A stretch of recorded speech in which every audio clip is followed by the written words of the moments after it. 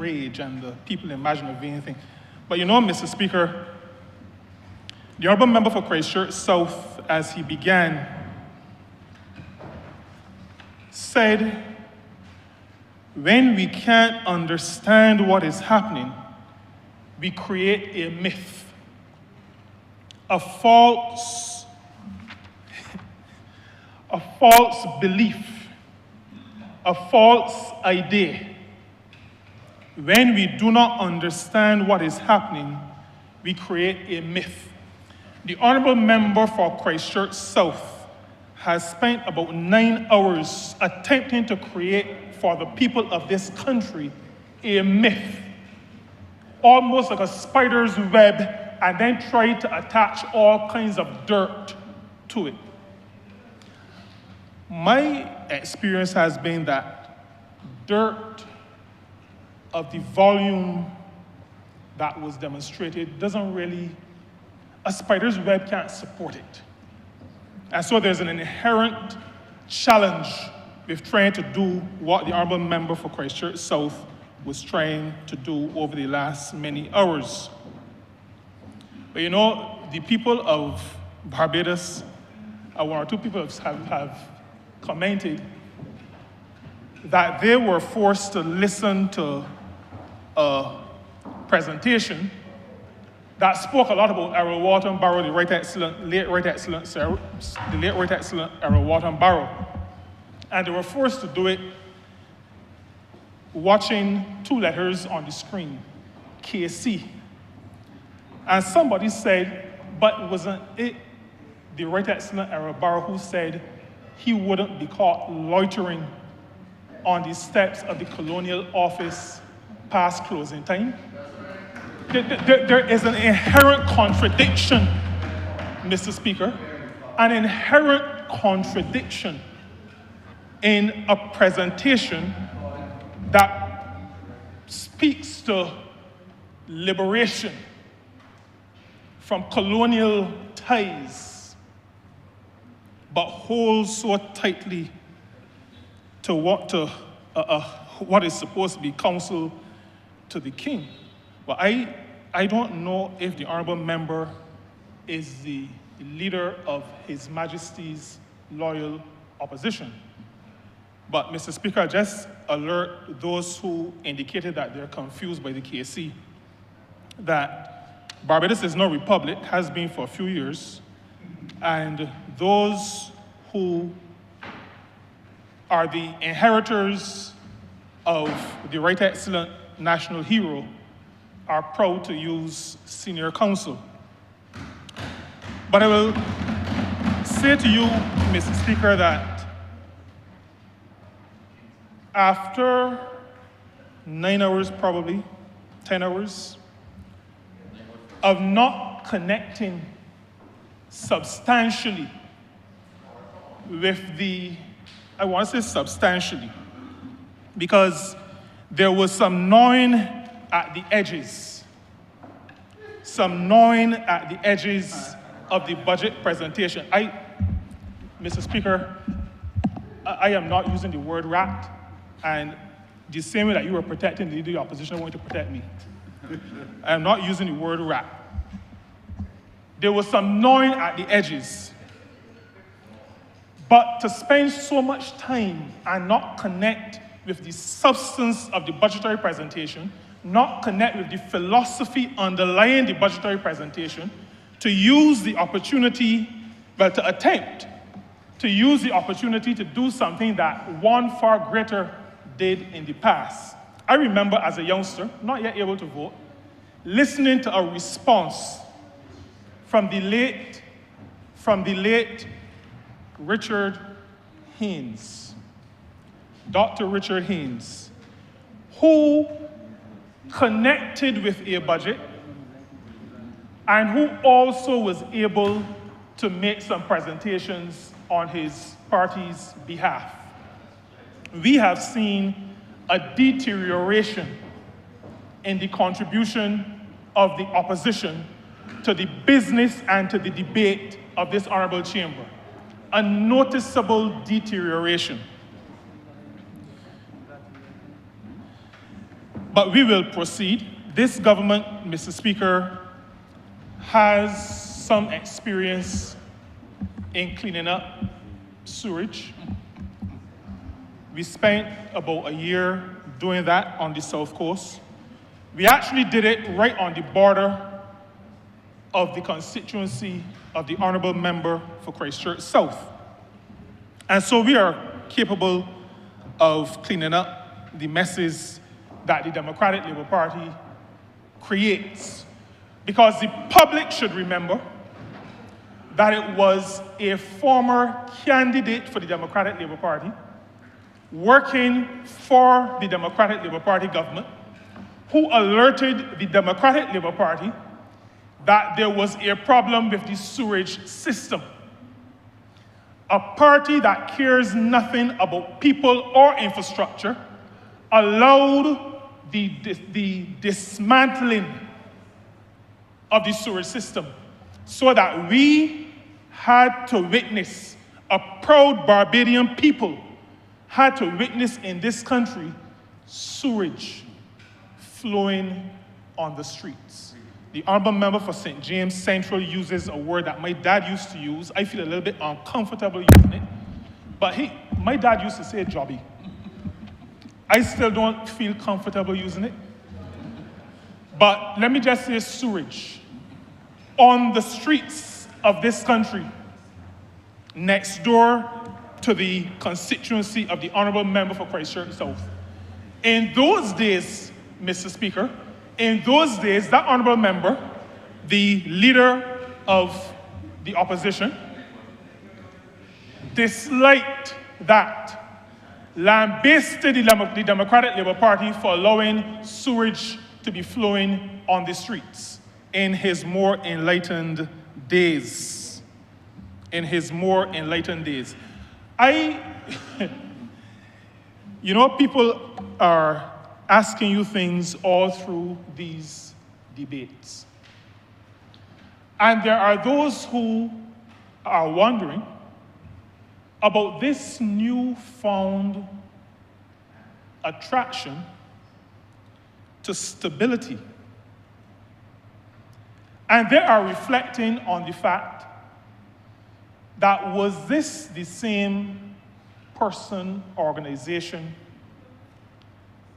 now talking about the Right Excellent Era Water and Barrow, who, when some people tried to honor him, and we're not getting into how they did it and the process, you know, the people in the Democratic Labour Party who tried to honor Era Water and Barrow are now ex-members, kicked out. They tried to honor the national hero, the one that a former Prime Minister of this Barbados Labour Party erected a statue for. The people in that party who tried to honor the good gentleman, they have kicked out of the party. They didn't even put them in purgatory. They sent them straight to hell.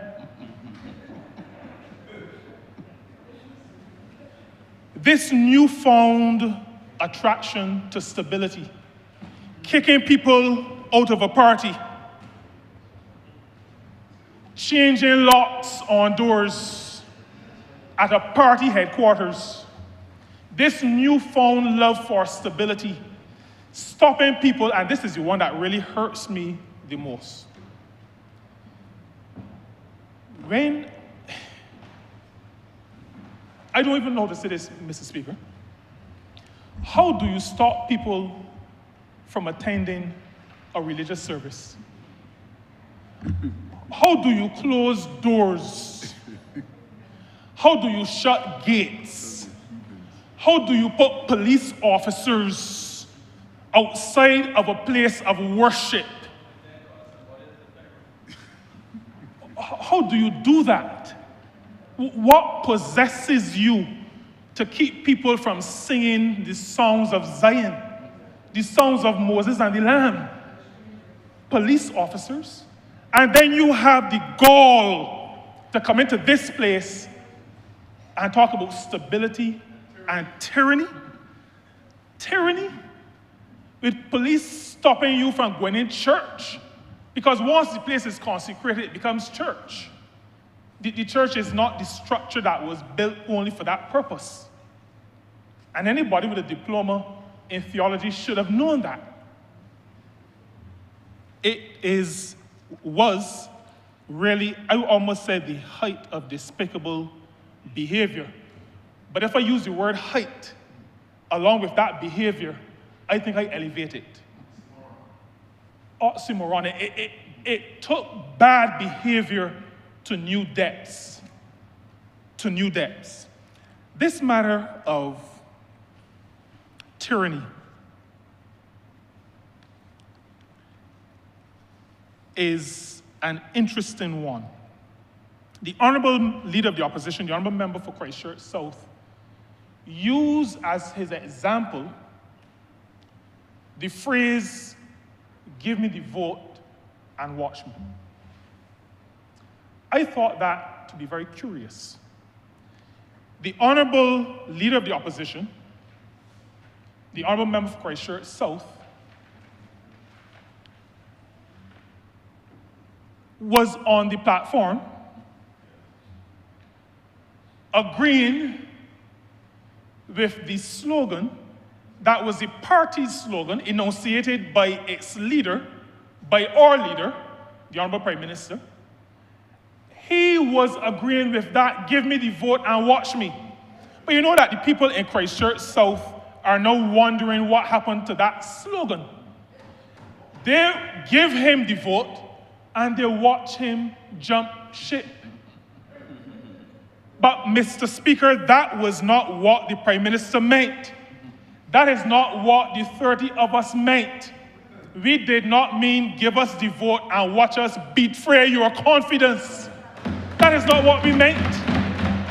When we said give me the vote and watch me, we meant give me the vote and watch how we manage a country. So that, Mr. Speaker, when I think about how the heathen rage and the people imagine a vain thing, is that happening because there were no new income taxes? Is that rage and that imagining a vain thing because there was no increase in land tax? Is it because there was no increase in corporation tax? Mr. Speaker, is that rage and that imagining a vain thing because there have been 14 consecutive quarters of growth in this country? And Mr. Speaker, on the matter of growth, the Honourable Member for Christchurch South introduced a concept yesterday that I have not heard before.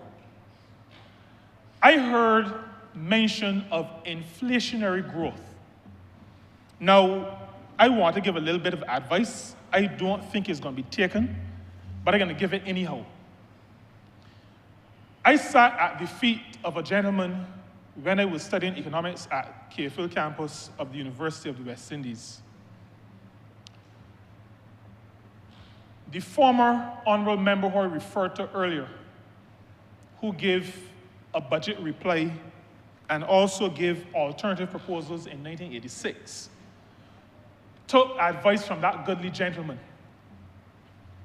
That gentleman still has connections, even though he is now passed, with the party. I would advise the Honourable Member for Christchurch South to speak to his friend who is a relative and maybe get hold of one of the books. This matter of growth of 4%, Mr. Speaker, is real growth.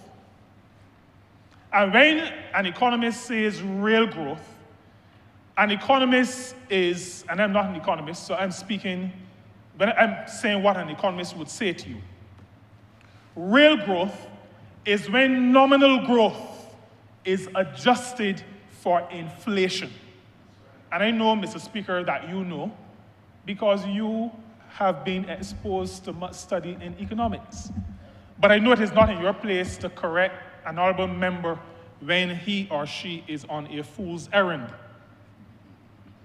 so that when the Central Bank of Barbados, a respected institution in this country, says that growth, real growth is 4%, then we understand that real growth has already taken into account this matter of inflation.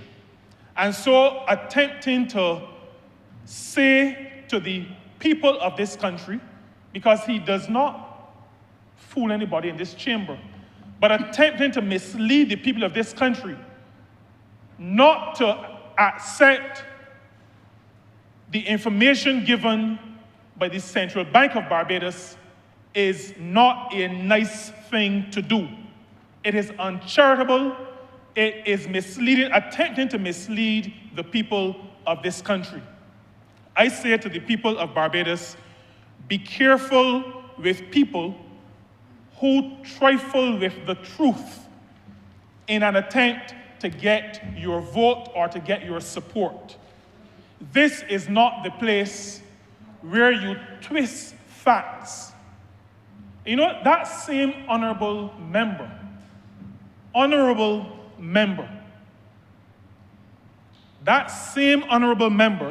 used the phrase, lies, damn lies, and statistics. I thought that he was speaking about what maybe somebody else said. I did not realize at the time, and some of my colleagues still think that I'm a little bit politically naive, and they may be right. But I did not realize that when he said lies, damn lies, and statistics, that he was setting up a framework for his presentation. I did not realize that, Mr. Speaker, and I plead naivety in this place when it comes to political matters. But why do the heathen rage and the people imagine a vain thing? Is it because we have 31 weeks of foreign exchange rather than the 6 weeks that the Democratic Labour Party left us in 2018? Is that why he is so upset that we have 31 weeks of foreign exchange, foreign reserves, and we were left with 6 weeks? Is he so upset to rage and imagine a vain thing because unemployment is at 7.1%? Is that why he is so upset? Is it because the honourable member for Christchurch East Central spoke to 6 hotel sites under construction at this time? Mr. Speaker, when the Honourable Prime Minister said, give me the vote and watch me, this is what she was talking about. This is what she was talking about. Economic activity, foreign reserves growing, economic growth, real economic growth, unemployment falling. Give me the vote and watch me. This is what we were talking about. Mr. Speaker, why do the heathen rage and the people imagine a vain thing? Is it because we have had the audacity to buy buses and to buy garbage trucks? Is it because we got rid of the sewage flowing on the streets? Is this what makes him and them, the honourable member and them, so angry? Is it because we're repairing roads that the Democratic Labour Party neglected for 10 long years? 10 long, hard, painful years? Is this why they are raging? Is it because, Mr. Speaker, we established for the first time in Barbados' history a national minimum wage? Is it because imagining some connection with the labor movement that the Democratic Labour Party is now apologizing to the labor movement for spending 10 years and not implementing a national minimum wage? Is this why the heathen rage and the people imagine a vain thing? Could it be, Mr. Speaker, could it possibly be that we had the gumption to restart the payment of tuition fees for the young people of this country? As the Honourable Member did in his presentation, the children of rich people will always be able to go to university. The Democratic Labour Party, in an attempt to destroy the legacy of Errol Walton Barrow, right excellent, stop poor people from being able to send their children to the University of the West Indies. I had constituents, and I remember one lady almost crying in Boscobel, telling me that she made a decision that she would drop out so she could pull together whatever money she had to allow her daughter to remain in university because of the Democratic Labour Party. And they have the gall to come in here and talk about the education revolution. What they did not tell you is that in a revolution, there are people who are victors and people who are victims. They did not tell you that in their 10 years, they made the poor people of this country victim. What was supposed to have been a revolution was almost a bloodbath. The young people of this country, born no fault of theirs, but in humble circumstances, had to drop out of university in this country because of the Democratic Labour Party. Is that why the heathen rage and the people imagine a vain thing? Is it because we have determined that people with disabilities should now be the recipients of non-contributory grants? Do they have anything against people with autism, with advanced multiple sclerosis? Do they have something against people who have Down syndrome? What is the challenge? Why are they so angry when we provide non-contributory grants to people with disabilities? But Mr. Speaker, these achievements are what we promised to Barbadians when we said, give me the vote and watch me.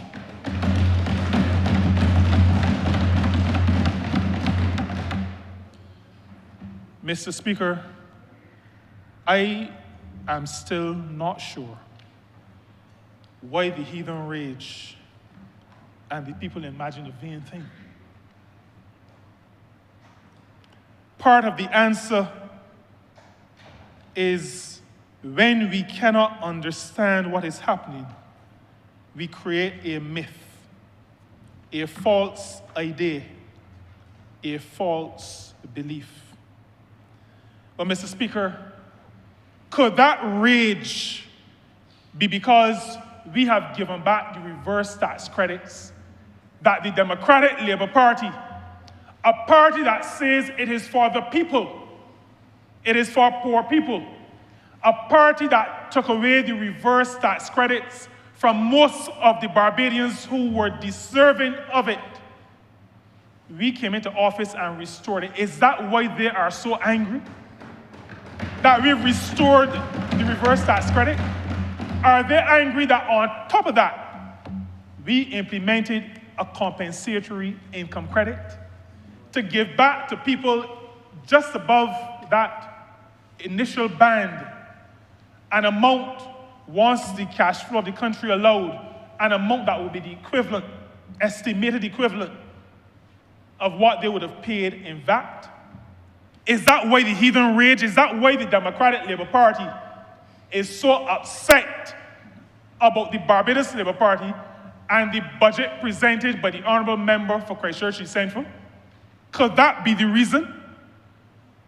Or could it be that since coming to office, We have raised the non-contributory pension for old people in this country. We have raised the contributory pension for old people in this country. Is that why they are so angry? Is that why, Mr. Speaker, the heathen rage? Is it because after 8.5 years of no increase in public officers' salary, 8.5 to 9 years, no increase, the Barbados Labour Party in just over 6 years has given multiple increases to the hard-working public officers of this country? Is that why the heathen rage and the people imagine a vain thing? Or is it, Mr. Speaker, because we stopped the practice of what is called adversarial financing? You know that the Democratic Labour Party used to go, and I'm going to use some village language, they used to go to businesses in Barbados and trust things and refuse to pay. That is called adversarial financing. It is like standing up in the dark, someplace in Bridgetown on a side street, and sticking up somebody and tell them, hand over what you got, and go along with it. It is criminal, Mr. Speaker. But that is what the Democratic Labour Party did. And we came into office and we determined that that is not good governance. We said, give me the vote and watch me. And rather than what the Honourable Member refers to as tyranny, we said, we are going to loose the shackles. We are going to pay you what the locusts ate. The locusts called the Democratic Labour Party, marauding and destroying everything in Barbados. The Bible talks about restoring what the locusts destroyed. That is what the Barbados Labour Party did. The tyranny that the Honourable Member speaks about, a myth. But Mr. Speaker, when somebody tells you what they are all about, you should believe them. He started by saying, when we cannot understand what is happening, we create a myth, a false idea, a false belief. We should have accepted that the Honourable Member was going to go down that road. Mr. Speaker, why does the Honourable Member rage? Why does he imagine a vain thing? Is it because the debt to GDP ratio is falling? Is it because the debt to GDP ratio is falling? Mr. Speaker, when we came to office, the debt to GDP ratio was 178.9%. 9%. Now, let me go back a little bit to show something. In 1994, that ratio was 66.6%. I am advised that at the end of 2007, it was at 75%. There was a governmental change in 1994. There was one in 2008. Right at the beginning of 2008. The move between 1994 and 2007 was from 66 to 75. Between 2008 and 2018, it goes from 75 to past 175. Past 175, 178.9. Mr. Speaker, it is now at 103. the debt to GDP ratio is at 103%, down from 100, almost 179. 101% and falling. The people of Barbados need to know that when this government and when the Honourable Member for St. Michael Northeast said to the people in 2018, give me the vote and watch me, what we intended to deliver and what we have delivered to this people is not tyranny, is a relief from the tyranny of the Democratic Labour Party. That is what we ask the people to give confidence in us to do. The Honourable Member for Christchurch South, you know, I said that the myth, I liken the myth to spider's web. And I said that what apparently was intended was to throw all the mud possible at this spider's web.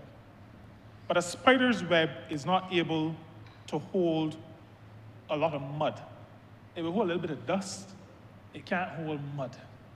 The Honourable Member for Christchurch South said in here last evening that the government of which I'm a part could be likened to bank robbers. Could be likened to bank robbers. And you know, Mr. Speaker, the reason why I feel a little bit annoyed is because when you use terms like that, people who may not have heard all of the discussion begin to get worried. And I've had a question already today from a constituent about the term bank robbers. I came to this honorable chamber with the understanding that it was a place where debate would be tough, robust, no quarter asked, no quarter given. I spent some time in my youthful days debating, facing the Honourable Member for St. James Central. So I had a little bit of an idea of what tough, robust debate was all about. But debate was always truthful, and the debate was always a debate where ideas contended. I did not intend to be part of a system where the contention was mud.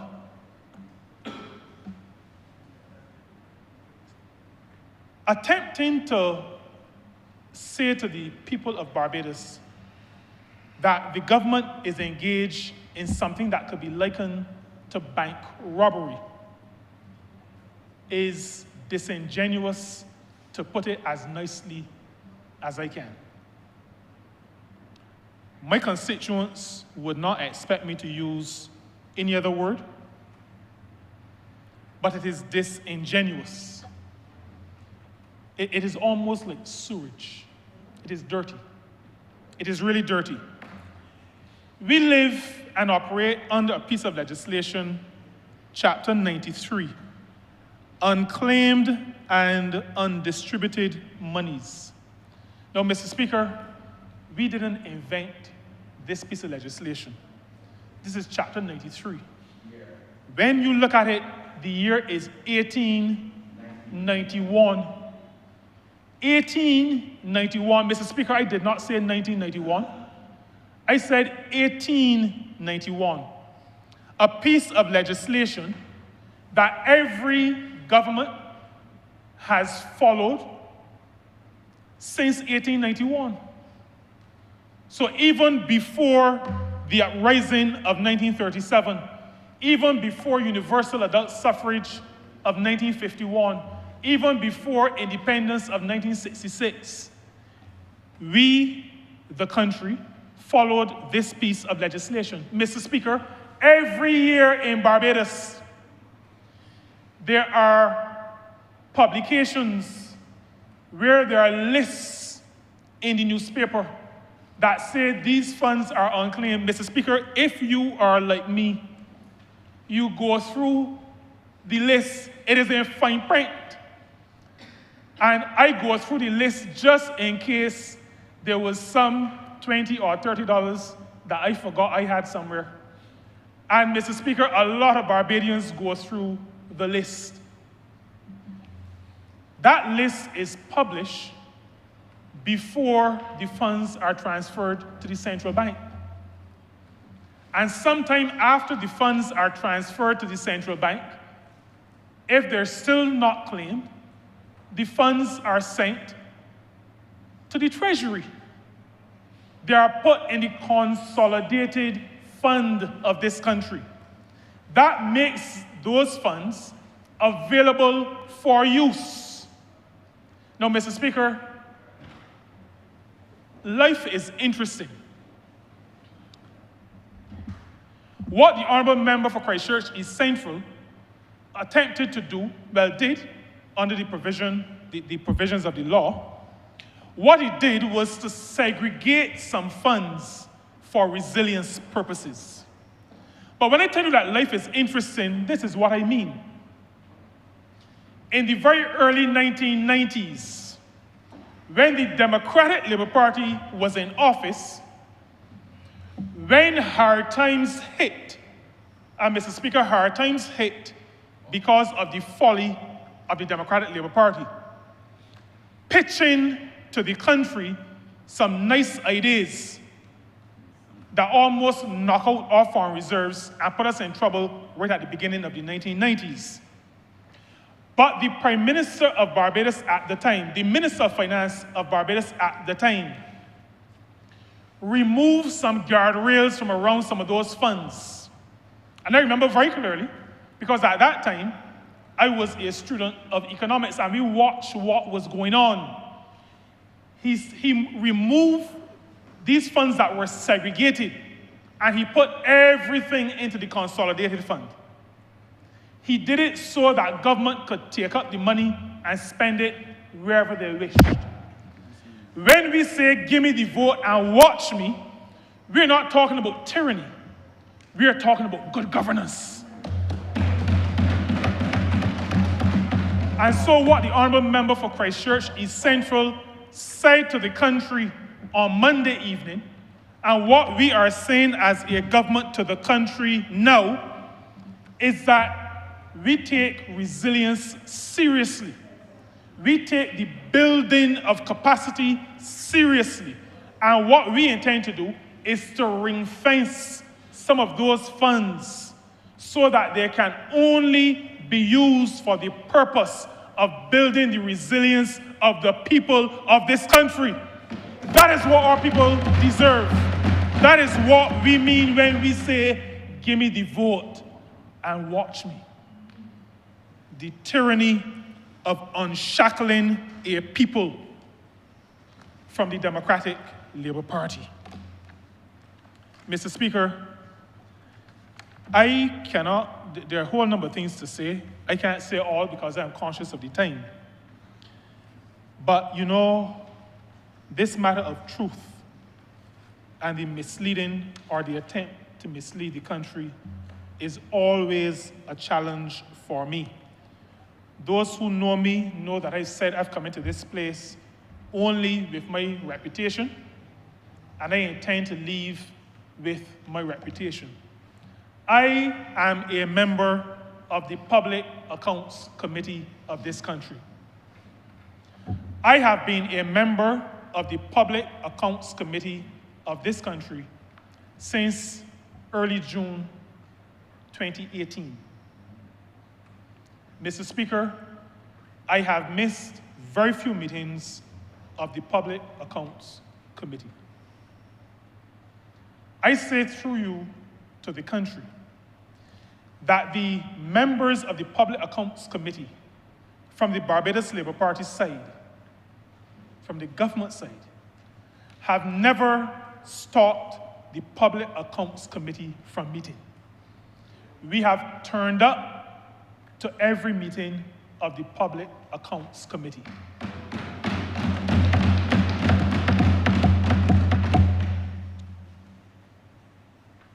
Life, like I said, is funny. Because when the Honourable Member for St. Michael Northeast, the now Prime Minister, when she was chair of the Public Accounts Committee, the Democratic Labour Party members, Mr. Speaker, did not show up to meetings of the Public Accounts Committee. Did not show up. Did not show up. The Honourable Member for Christchurch South has the gall to come to this place, a place that we call an honourable chamber, and say to the people of this country that people like me, who show up whenever he calls meetings, as a matter of fact, there was a point in time, Mr. Speaker, where he was calling meetings almost every week. And we showed up, even though we are the government, and many of us are ministers with heavy responsibilities. We showed up. But I want to say to the people of Barbados that the Honourable Member for Christchurch South, the chair of the Public Accounts Committee, is like a spoilt child. He has not called any meetings recently because he is upset that he cannot have his way. And you know what the way is? There's an agenda for the Public Accounts Committee. Work is ongoing in the Public Accounts Committee. And he wants, hot and sweaty, to say, well, we're done with that, we want to deal with this only. And we've said simply to the chair, with all due respect, Mr. Chair, we are halfway through a number of these things. We need to complete these, and then we'll go on to those that you have put on the agenda. That is what the Public Accounts Committee is guilty of. We are guilty of wanting to complete the work that we have started. We are guilty of saying respectfully to the chair, let us complete our work. Let us move on to the next item on the agenda. That is how any responsible committee works. That is what we are guilty of. We have not and have never refused to attend meetings. This is not the Democratic Labour Party. We don't operate that way. We face things and we sort them out. Do you know, Mr. Speaker, that there was an item on the agenda of Parliament to get rid of the Public Accounts Committee? Do you remember that?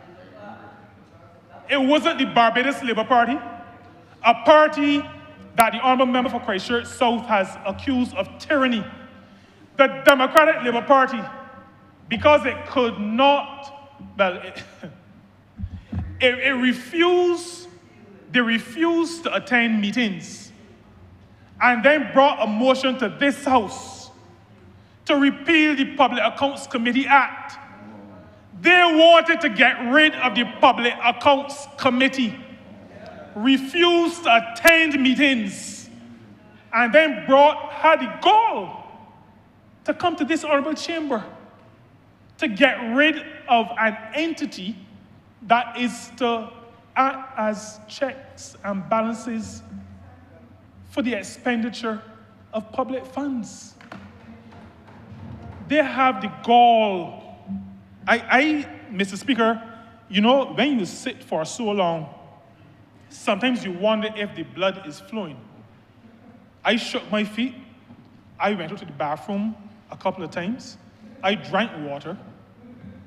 But the tenor and the content was the same. I was not in La La Land. And I am wondering what was the intention of the honourable member when he got up at about 20 after 3 yesterday to speak. But he told us what he was about. When we cannot understand what is happening, we create a myth, a false idea, a false belief. Mr. Speaker, I knew that he could not understand what was happening when he talked about inflationary growth. But I didn't realize that he didn't understand what was happening on a whole lot of other things. Now, this honourable chamber was treated to a budget that I considered a human-centered presentation, a human-centered budget, a people-centered budget on Monday. I just want to mention a few things. A few things that the honourable member for Christchurch South refused to allow himself to connect with, preferring rather to throw dirt, which is a real issue for me, and also throwing around a lot of myths that have been busted, including the myth of the Barbados Labour Party being somehow in cahoots with the business community. Let me say something to you, Mr. Speaker, and I say this parenthetically because I didn't really plan to speak to this. We came here with a Labour clauses concessions bill, a bill that was intended, it is now an act, but then a bill that was intended to say to the businesses of this country that if you are benefiting from concessions, you have to treat your people at a certain level. Do you know that the only contrary view expressed in this honourable chamber was from the honourable member for Christchurch South? And then to have the gall to say or to suggest that we are somehow in cahoots with the business community in this country. But let me say something, Mr. Speaker. In the budget presentation, the matter of deposit insurance for credit unions, I am not certain if we understand what this really means. I consider credit unions to be the people's organizations. Credit unions were born out of cooperative societies. Credit unions are where the ordinary people, and I don't necessarily like that term, but where regular people put their money. The budget presentation on Monday has now indicated that just like commercial banks, the credit unions, deposits in credit unions will be covered by deposit insurance. That is a people-centered approach to governance. That is what this Barbados Labour Party is about. Increasing the tax-free allowances for union dues, our commitment to freedom of association, not tyranny, our commitment to collective bargaining, our commitment not to tyranny, but to allowing workers to get together, to argue even against government, because unions have to negotiate government as well. Non-taxable allowances for meals for hotel workers, credits for discolored water. And let me say here, Mr. Speaker, to the residents of a part of Six Mains, I hear you, and I say to the Honourable Member for Christchurch East Central, it is not just St. Lucie and Boscobel, but there's a part of Six Mains that is also fed by the Allendale, the reservoir over there, the well.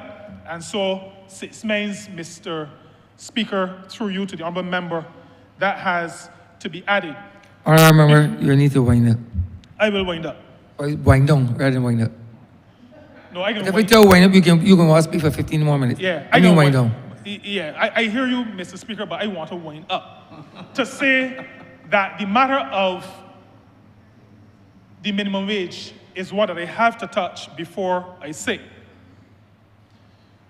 What was announced on Monday, and I need to say this for clarity, because I think it was clear, but when you do not understand and you try to create a myth, you mislead people. The Minimum Wage Board, as we speak, is meeting and discussing a paper that will see an increase in the national minimum wage. This is not to do with the 2%. That's from 2026. In this year, before we reach the middle of the year, there will be an increase in the national minimum wage. So that the myth flying around that we are moving only 2% is exactly what I've said, a myth. The Minimum Wage Board is in discussion. It is a tripartite board. Workers, businesses, employers, and government representatives, and they are right now discussing a proposal for the increase of the minimum wage from the current $8.50 general and the sectoral $9.25. That increase will come into effect this calendar year. What the honourable member spoke to, he did speak to that. He did speak to that. He didn't go into that detail, but he did say that there was going to be an increase. But we spoke previously to indexing. And what the 2% referred to was an attempt at indexation.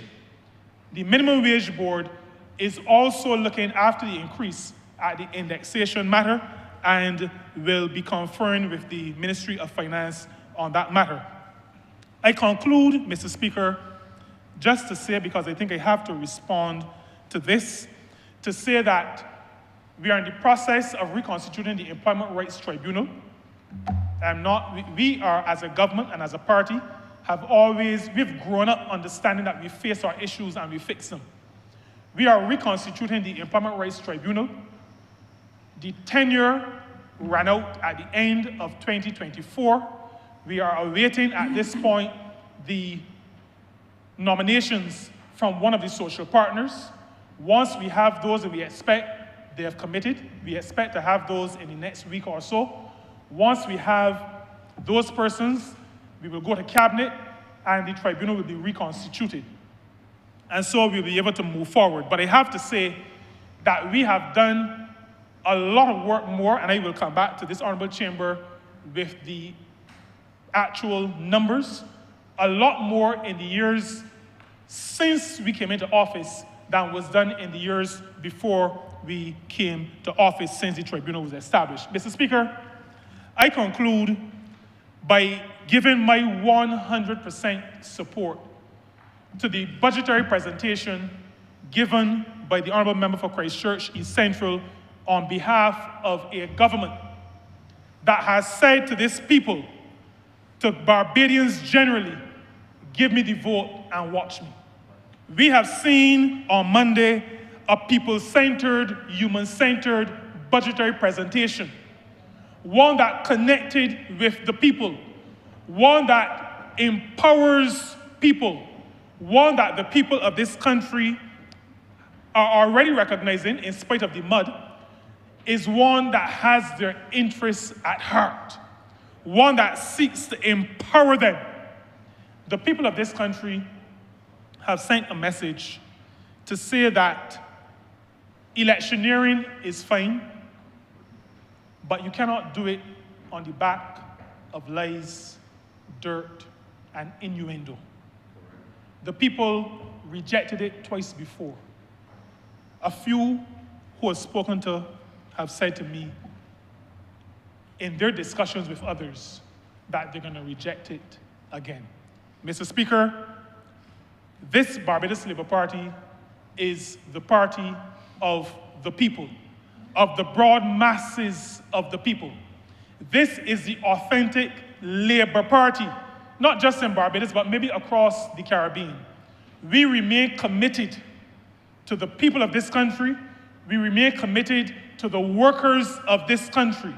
And we pledge that this and succeeding budgetary proposals will demonstrate our commitment to lifting our people and allowing them to realize the dreams that they have for themselves and for their dependents. I'm obliged to you, Mr. Speaker.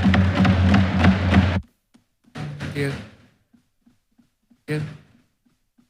Honourable Member for St. Joseph. Mr. Speaker, I beg to move that we suspend for lunch break until 5 to 3. The question is that this honourable chairman be suspended until 2:55 p.m. All those honourable members in favour, please say aye. Those against, please say no. We think the ayes have it. This honourable chairman stands suspended until 2:55 p.m.